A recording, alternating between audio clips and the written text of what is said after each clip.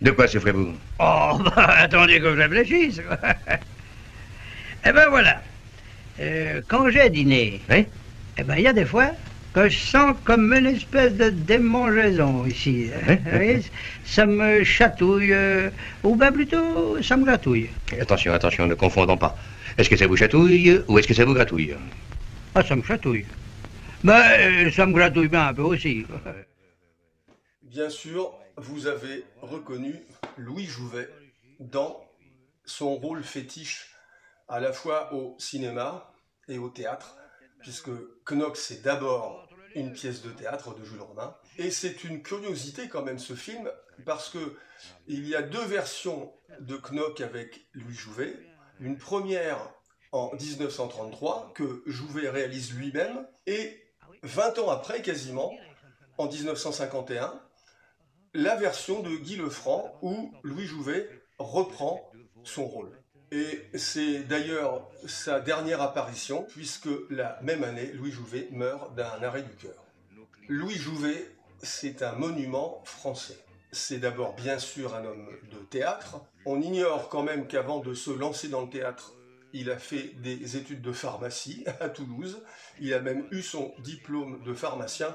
Mais vite, le démon du théâtre, qui exerçait déjà en amateur quand il était étudiant, s'empare de lui et à Paris, il va rencontrer Jacques Copeau, Charles Dulin. C'est la grande aventure du théâtre du Vieux Colombier. Et Knock, en fait, est une passerelle entre le Louis Jouvet du théâtre et le Louis Jouvet du cinéma. Je ne vais pas m'éterniser trop longtemps sur la carrière au théâtre de Louis Jouvet, parce que là, ça prendrait énormément de temps. C'était en plus un théoricien du théâtre. Il a écrit beaucoup sur le théâtre, le comédien désincarné, dont on se sert encore aujourd'hui.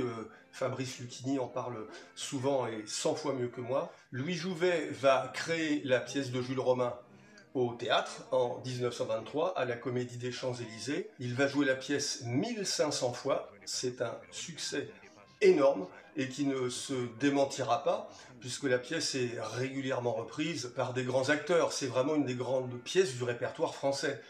Michel Serrault l'a joué sur le boulevard, Fabrice Lucchini, et je pense qu'il y aura encore d'autres grands acteurs français qui vont se frotter à ce rôle emblématique du théâtre. Et comme c'est un succès au théâtre, il a été adapté au cinéma, donc dans une première version en 1933 et dans celle dont je vous parle aujourd'hui en 1951. Et je vous propose de regarder un court extrait de la version de Knock réalisée par Jouvet en 1933.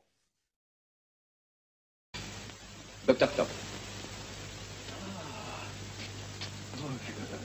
Cher Monsieur Bousquet, il suffit de jeter un coup d'œil sur l'intérieur de votre pharmacie pour constater l'excellence de votre installation, l'ordre méticuleux qui y règne et le modernisme du moindre détail. Louis Jouvet, bien sûr, c'est ce phrasé tellement particulier, cette façon de parler comme ça. Alors on disait que c'était à cause de son asthme. Bon, moi je suis asthmatique aussi, mais malheureusement je n'ai pas le talent de Louis Jouvet. Alors je ne sais pas d'où venait ce phrasé, mais en tout cas c'est une véritable signature et une façon de jouer absolument remarquable. Je vous avais déjà parlé de Louis Jouvet avec Drôle de drame, avec cette fameuse scène bizarre, bizarre. Moi j'ai dit bizarre, comme c'est bizarre. Pourquoi aurais-je dit bizarre, bizarre? Je vous ai aussi parlé de Louis Jouvet dans Quai des Orfèvres, mais il y a tellement d'autres films. Hôtel du Nord, Entrée des artistes, La fin du jour, Copie conforme. C'est une filmographie très riche parce que même si Louis Jouvet jouait au cinéma pour aussi des raisons financières, son véritable amour c'était le théâtre, il a quand même tourné des films qui, heureusement, nous laissent la possibilité de voir sa façon de jouer. Que serait le cinéma français sans Louis Jouvet? C'était vraiment un monstre sacré. Il y a eu bien sûr une dernière version en 2017 que personnellement je n'ai pas vue, donc je ne vais pas en dire du mal. L'histoire, on la connaît tous bien sûr, c'est un médecin qui est proche du charlatanisme et qui fait main basse sur un village, un canton, en l'occurrence le canton de Saint-Maurice, pour faire triompher la médecine, puisque c'est le sous-titre de la pièce de Jules Romain, Knock, ou le triomphe de la médecine. C'est une pièce en 3 actes, avec plusieurs scènes très distinctes, avec des personnages très établis, le tambour de ville, La femme en noir, la femme en violet, pour tout vous dire, je la connais par cœur parce que quand j'étais plus jeune, je l'ai joué au théâtre, au collège, et je jouais le Dr Knock. Heureusement, ça n'a pas été filmé. Le film, bien sûr, tient un peu du théâtre filmé. On essaie de trouver des biais pour faire le plus possible de scènes en extérieur, tout en respectant le récit. Ce n'est pas un chef-d'œuvre absolu, ce film de Guy Lefranc. Mais je pense qu'il faut le voir, si vous ne l'avez pas vu, pour voir Louis Jouvet dans son plus grand rôle au théâtre, parce que là, il n'a pas eu besoin d'apprendre le texte pour aller sur le plateau de tournage. Il le connaît par cœur.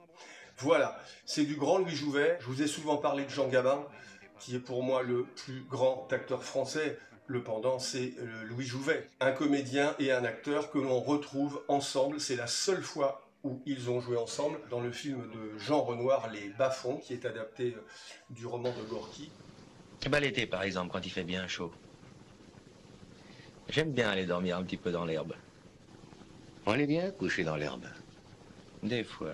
Il faut voir ce film pour voir l'art de Louis Jouvet, ce plaisir de jouer et son talent inimitable pour créer un personnage.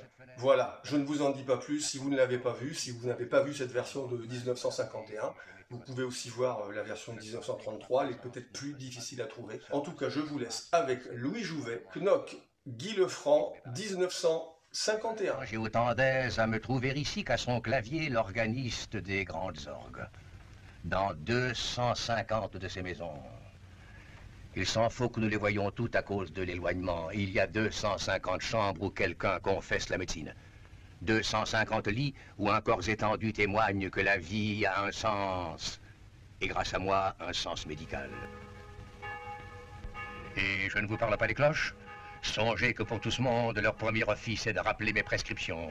Quelles sont la voix de mes ordonnances. Songez que dans quelques instants, il va sonner 6 heures. Que pour tous mes malades, 6 heures, c'est la deuxième prise de température rectale. Et que dans quelques instants, 250 thermomètres vont pénétrer à la fois.